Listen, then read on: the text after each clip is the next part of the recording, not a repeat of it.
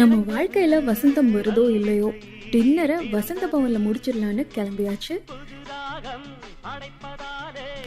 Welcome to V spot on. Subscribe பண்ணாதவங்க subscribe பண்ணுங்க. Like, share, கமெண்ட்டும் கொஞ்சம் கொஞ்சம் போடுங்க.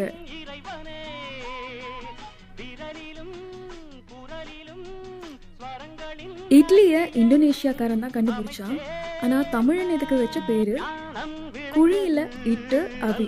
ஸோ இட்டு பிளஸ் அவி இஸ் ஈக்குவல் டு இட்டவி அப்படின்னு ஆயிடுச்சு. தெய்வமே, நீங்க எங்கேயோ போயிட்டீங்க. பொடி இட்லி ஆர்டர் பண்ணேன்.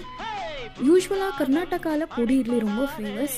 பட் இங்கே பொடி இட்லி நல்லா இருந்துச்சு.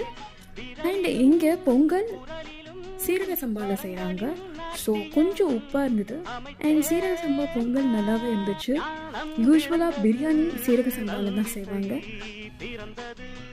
என்னதான் இப்போ நான்ஸ்டிக் தவாவில் நைஸ் தோசை வந்தாலும் இந்த கல் தோசைக்கு நிறைய ஃபேன் இருக்காங்க. எஸ்பெஷலி என் ஹஸ்பண்ட்க்கு கல் தோசை ரொம்ப பிடிக்கும். இதோட வடகறி நல்ல காம்பினேஷனாகவே இருக்கும். ஸோ